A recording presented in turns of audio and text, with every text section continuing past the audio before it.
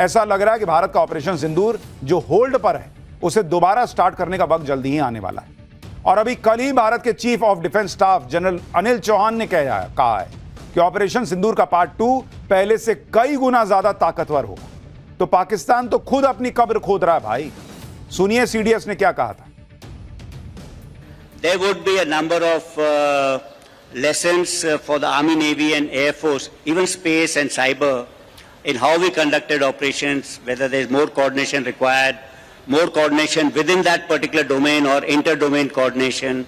So there are hundreds of lessons which we all have taken into account and trying to put in place so that next time we do things, we'll do it slightly, not slightly, much better than what we did this time.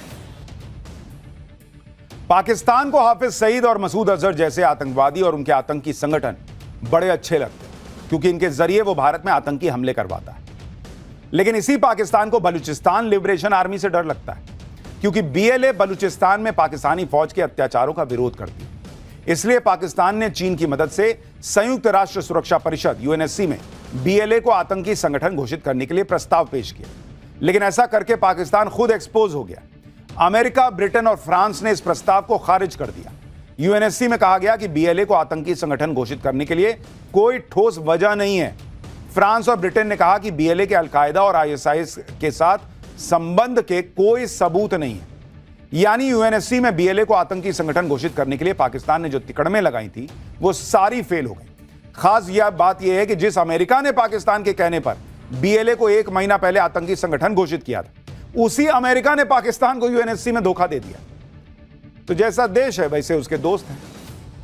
पाठशाला में अगला chapter, PM Modi के नए भारत के खिलाफ सबसे बड़ी साजिश फेल, कहां बरस पड़े लाखों करोड़ रुपए, रॉकेट बनी भारतीय इकोनॉमी का गोल्डन मोमेंट शुरू, पीएम मोदी के तूफानी फैसले का काउंटडाउन शुरू हो गया है क्या, आईफोन के लिए लंबी लाइन, मारपीट, एप्पल स्टोर के बाहर ऐसा क्या क्या हुआ जो देखकर चौंक गए, आपको अब इसके बारे में बताता हूं।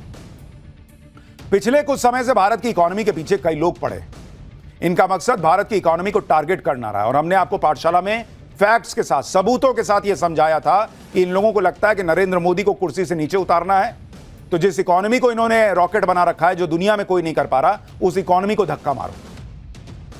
भारत की इकोनॉमी को जिस तरह से नरेंद्र मोदी ने मजबूत बना दिया, उस इकोनॉमी को टारगेट करके ये नरेंद्र मोदी और भारत को कमजोर करना चाह रहे थे। लेकिन पीएम मोदी के नए भारत के खिलाफ सबसे बड़ी साजिश फेल हो चुकी। लाखों करोड़ रुपए बरस रहे हैं, इकोनॉमी का गोल्डन मोमेंट शुरू हो गया है।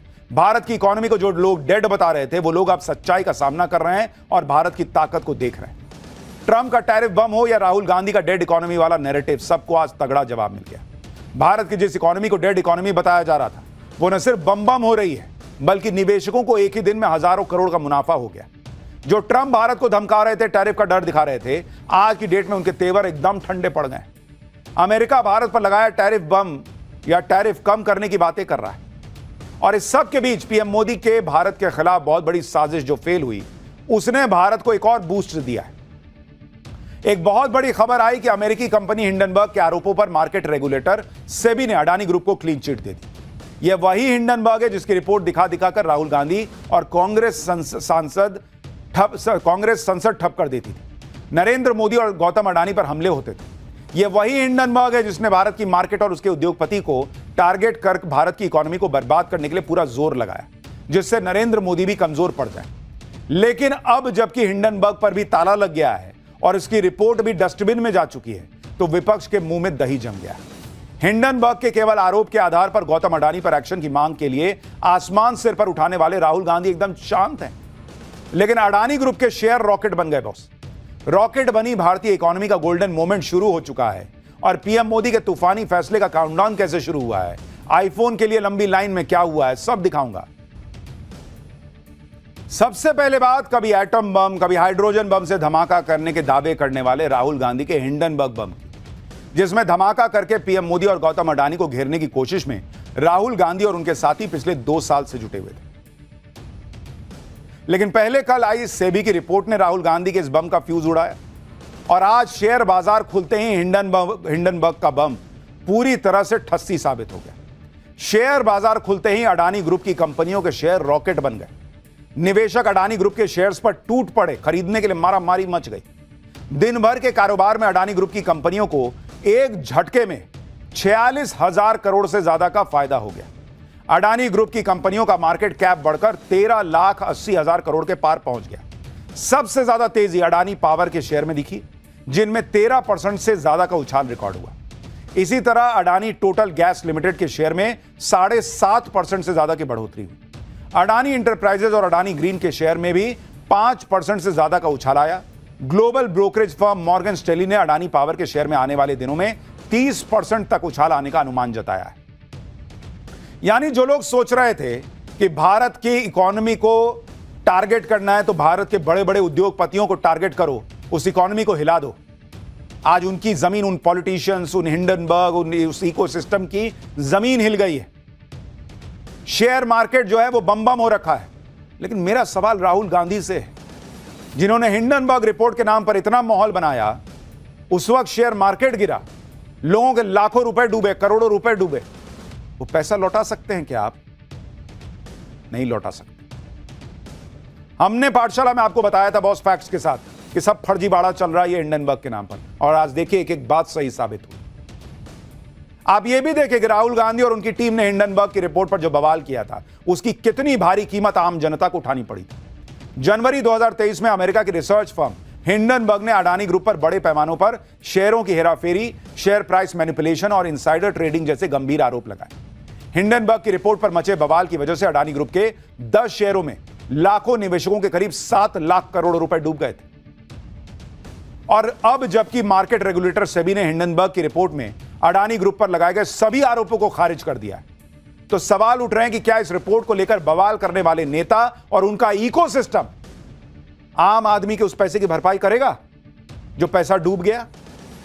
राहुल गांधी, उनका पूरा इकोसिस्टम उन लोगों का पैसा वापस कर सकता है क्या जो उनके हंगामे की वजह से डूब गया?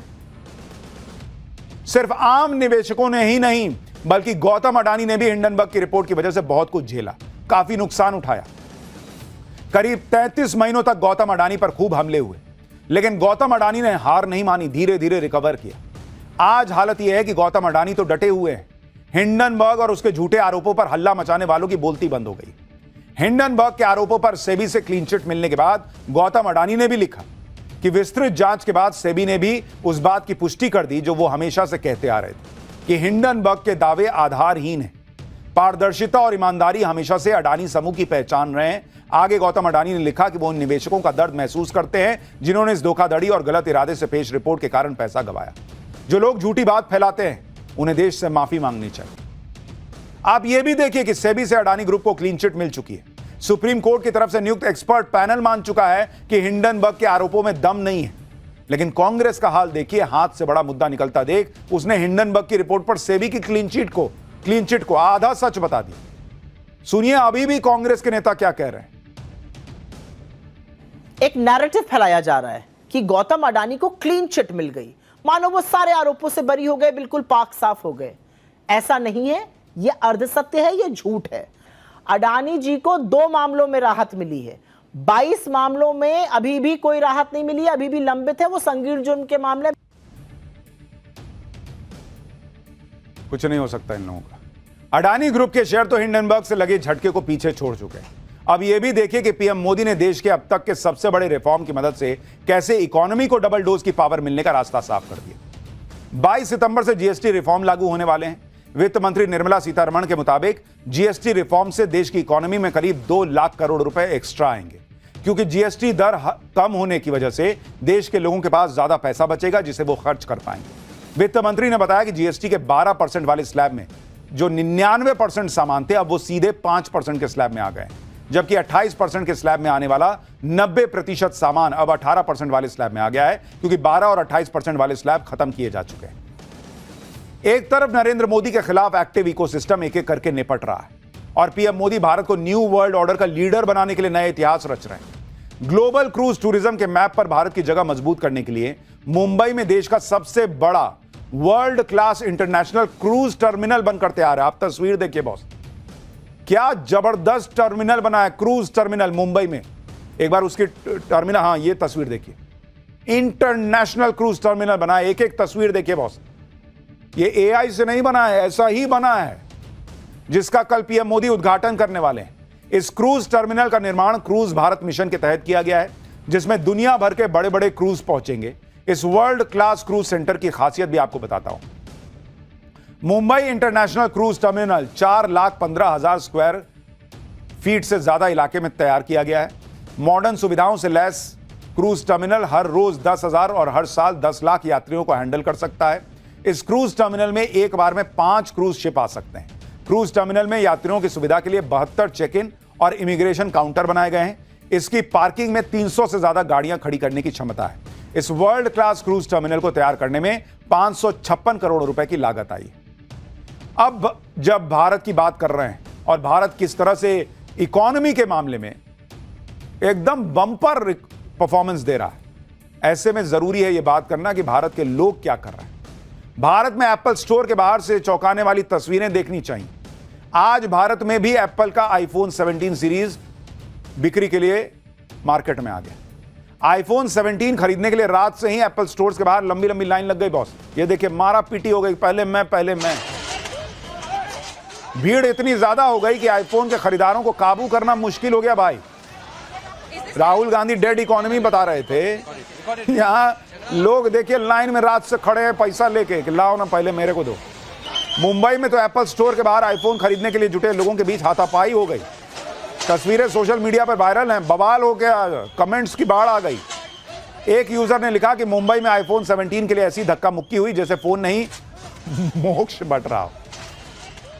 एक यूजर ने लिखा, जेनजी एप्पल आईफोन के लिए ऐसे लड़ रहा है जैसे यही उसकी ऑक्सीजन है। दिल्ली में भी आईफोन के लिए एप्पल स्टोर के बाहर लंबी लंबी लाइन दिखी। दिल्ली में एप्पल स्टोर के बाहर से हमारी सहयोगी की एक रिपोर्ट देखी। और इस फोन को लेके ऐसी दीवानगी क्यों है, इस पर बात करने के लिए हम लोगों से सीधा बात करते हैं जो लोग यहाँ पे लाइन में लगे, जिनकी यहाँ पे प्री बुकिंग है। सर क्या नाम है आपका? पुलकित फोन लेने आए आप? या राइट प्री बुकिंग थी? या कब बुक कराया था? मतलब 12 क्या करते हैं आप? स्टडी करता हूँ। स्टडी करते हैं। क्या दीवानगी है इस फोन को लेकर आपकी? हर बार जब भी नया लॉन्च होता है हर बार लेता हूँ। तो किस मोड पे ले रहे हैं? EMI पे ले रहे हैं, कैश ले रहे हैं, कार्ड पे ले रहे हैं? क्रेडिट कार्ड से कैश। क्रेडिट कार्ड से ले रहे हैं। क्या खास बताया जा रहा है, क्या फीचर्स बताया जा रहा है इस फोन को लेकर? फीचर्स तो मैं देखता नहीं, हर बार जब भी नया आता है मैं लेता हूँ। आईफोन की दीवानगी। कुछ लोग ये भी सवाल उठा रहे हैं कि पीएम मोदी के स्वदेशी के मंत्र के बीच लाखों लोग विदेशी आईफोन पर खर्च कर रहे हैं। ऐसे लोगों को यह पता होना चाहिए कि यह पीएम मोदी का ही मेक इन इंडिया मुहिम का असर है कि आईफोन बनाने वाली अमेरिकी कंपनी एप्पल ने भारत को अपना बड़ा मैन्युफैक्चरिंग हब बना लिया है। For more of such videos, do like, share and subscribe to ET Now Swadesh.